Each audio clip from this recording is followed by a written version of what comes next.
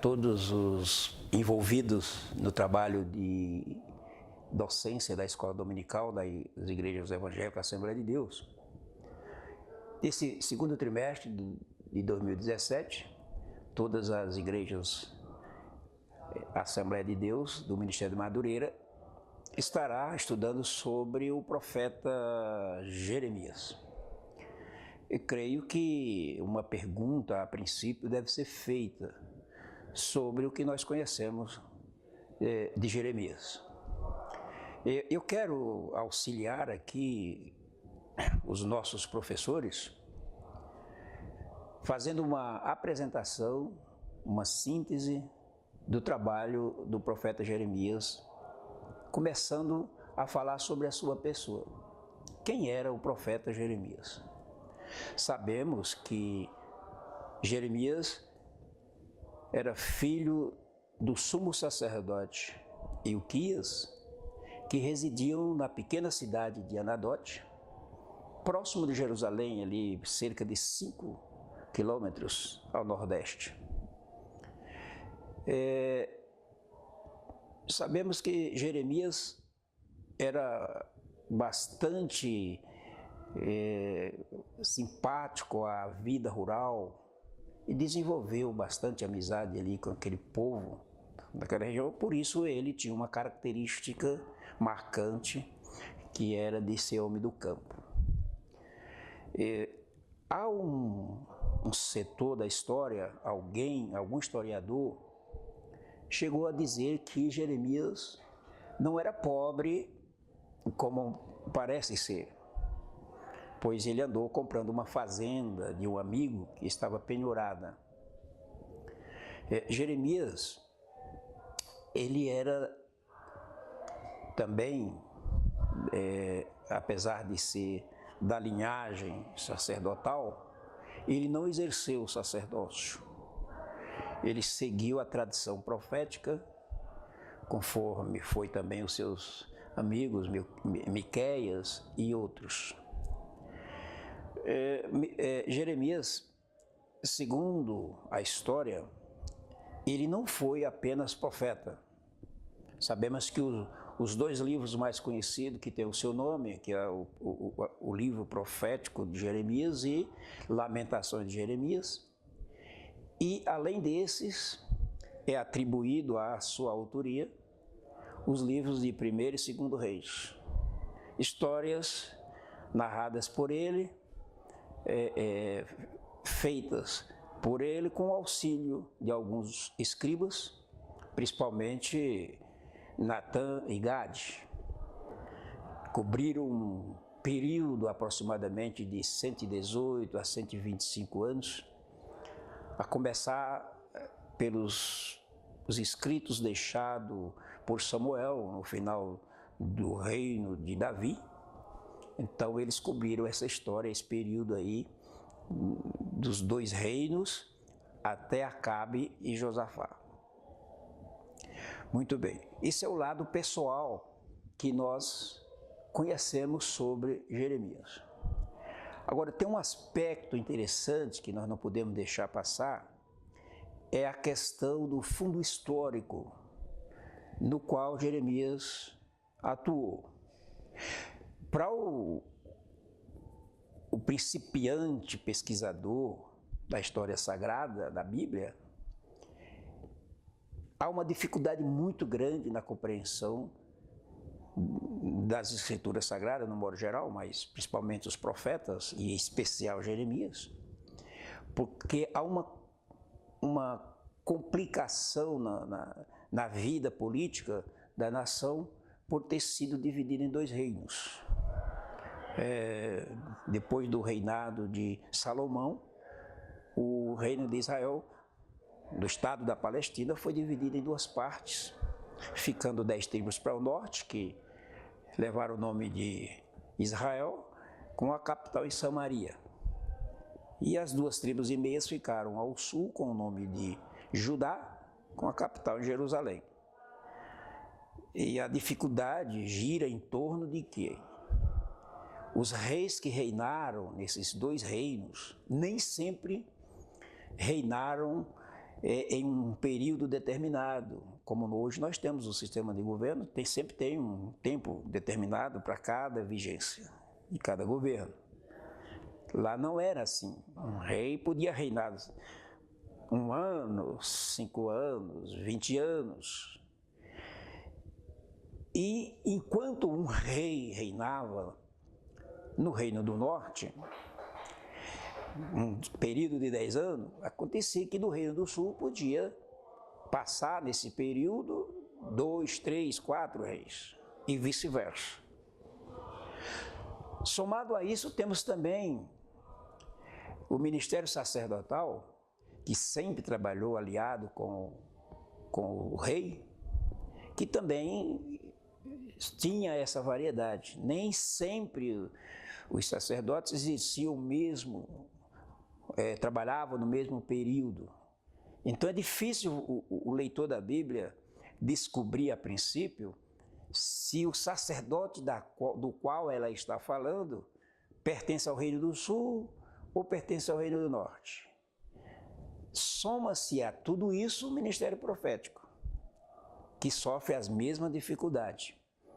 De repente você está pesquisando sobre um profeta e tem dificuldade de saber se ele ministrou no Reino do Norte ou no Reino do Sul. E por se falar em ministério profeta, tem mais um complicador. Porque havia 2 categorias de profetas. Havia os profetas que trabalhavam para o rei. Eles eram instruídos a profetizar em favor do rei, para apoiar o rei, para dar poder ao rei. Usavam o nome de Deus e profetizavam, dando veracidade e legitimidade às atitudes do rei. E havia os profetas que agiam exclusivamente em nome de Deus, como era Jeremias.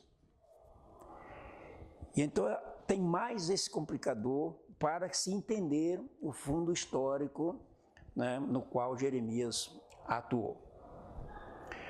Muito bem. Esse período histórico que abrange a história de Jeremias está dividido entre a atuação de 4, 5 reis, um período que durou do ano 626 a 586. Especificamente, 40 anos foi o ministério de Jeremias. Jeremias deve ter nascido no ano 647 a.C., quando o rei Josias, com 8 anos, já reinava em Judá.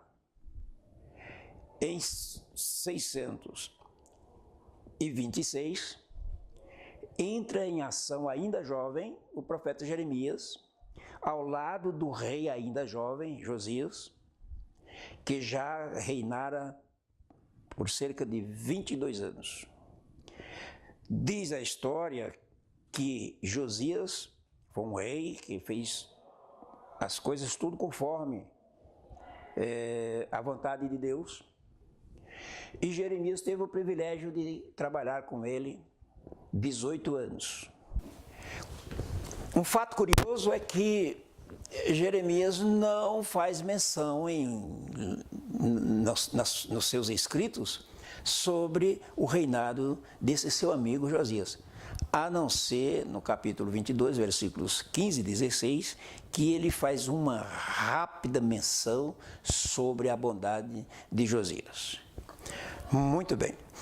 Então, Jeremias começa a trabalhar em 626, durante o reinado de Josias. Mas, por volta do ano 589, quando o Império Assírio, que dominava a região, e então demonstrava sinal de fraqueza, e Josias, no reino de Judá, que não era vassalo da Assíria, pois só quem tinha sido levado para o cativeiro até então era o reino de Israel, o povo de Israel lá do norte. E com o enfraquecimento da Assíria, outros povos começaram a invadir as terras vizinhas, e Josias aproveitou para reaver uma porção do reino do norte, da parte setentrional de Israel, para reanexar a Judá. Nesse tempo, Faraó Neco juntou-se para impedir que o novo império, o Império Babilônico que estava em ascensão, invadisse aquelas terras lá, e em uma batalha dessa lá junto com Josias, Josias foi morto em Megido. Faraó Neco então colocou em lugar dele um cidadão por nome Eliaquim, que depois foi dado um outro nome que é Jeoaquim. É a partir desse período de 586, 587 a.C., com o reinado de Joaquim, que foi um rei que fez tudo o contrário ao que fizera Josias, que o ministério profético de Jeremias entrou de fato em iminência. Foi quando o seu espírito profético foi incitado e ele então assumiu de vez a defesa do reino de Deus, cumprindo o que o próprio Deus havia dito sobre ele no capítulo 1, versículo 10, quando diz que Deus estaria o constituindo sobre nações e sobre reinos para destruí-los, para arruiná-los, para arrancá-los e para desfazê-lo, mas também para edificar e para plantar. Jeremias então começa a profetizar de fato o que Deus havia determinado que ele profetizasse. Bom, o ministério profético de Jeremias nós vamos estudar aí ao longo do trimestre. Neste momento eu quero me referir apenas a 3 pontos culminantes do ministério de Jeremias, que foram os discursos dele, que estão registrados no capítulo 7, quando ele profetizou a destruição de Jerusalém e a destruição do templo. Profecia que lhe causou perseguições, lhe causou tortura, ameaças, enfim, coisas que são naturais dos reis, das autoridades corruptas e que estão de maneira errada a conduzir a nação. Nesse tempo o povo foi conduzido à pobreza, à miséria, a injustiça reinou, a idolatria reinou, tudo foi destruído. O outro ponto é no capítulo 22, em que ele profetiza diretamente para o rei Joaquim contra a atitude dele de construir, no meio de uma crise nacional sem precedente, quando todo mundo clamava por justiça e por assistência. Ele resolve construir uma casa particular a nível de palacete, e isso provocou a ira de Deus expressa na vida do profeta. E o outro momento marcante é do capítulo 26, quando ele, levado ao tribunal para ser julgado pelo discurso do capítulo 7, que ecoava, ele havia repetido outras vezes, foi nesse tempo do início do governo, do reinado de Joaquim, que ele mandara o seu amanuense, Baruque, ler as suas profecias, escrever e lê-las lá no templo. Foi quando Joaquim, ao ver essas profecias, mandou queimá-las. Jeremias então reproduziu-as, repetiu-as, e no capítulo 26, ele foi a tribunal, foi ao julgamento e foi condenado à morte. Jeremias não morreu porque um cidadão por nome Aicão, do meio dos anciãos, pelo que nós entendemos no capítulo 26, versículo 34, 24, o último versículo do capítulo. Nós entendemos que ele pediu a palavra quando já a sentença havia sido pronunciada contra Jeremias. Ele disse: esse homem não pode morrer. Porque há alguns anos atrás, uma profecia foi dita semelhante a essa pelo profeta Miqueias. No entanto, ele não sofreu nenhuma perseguição, nenhuma punição por isso. Nem o rei para quem ele profetizou e nem ele. Então, por que tirar a vida de Jeremias? Jeremias, então, foi salvo e prosseguiu seu ministério. O rei Joaquim foi, então, morto, provavelmente assassinado, no ano 587, 88, por aí. E, em seu lugar, Faraó Neco colocou para reinar em Judá um outro rei por nome Zedequias. Zedequias era um rei duvidoso, vacilante, indefinido, numa hora não sabia se submetia ao império opressor ou não, já era a Babilônia que estava reinando e tal, e lá, aconselhando-se com alguns desajuizados, resolveu revoltar-se, rebelar-se contra o Império Babilônico. E aí deixou de pagar impostos e começou a fazer alguns movimentos ali. O fato é que veio o rei da Babilônia, Nabucodonosor, depois Gedalias, Zedequias, destruiu Jerusalém. A profecia de Jeremias estava cumprindo-se à risca. Destruiu Jerusalém, destruiu os templos, destruiu tudo, arrasou com a cidade. Levou todos os príncipes e ficou um pouquinho de pessoas ali, remanescentes ali, sob a direção de um outro moço por nome Gedalias. E no ano 586, a Babilônia resolve acabar de vez com a história. Mas nesse momento o rei da Babilônia ofereceu a Jeremias o direito de escolher se queria ir com os seus príncipes lá para o cativeiro ou se preferia ficar com o povo pobre da terra. Ele optou por ficar com o povo. Mas aí, esse Gedalias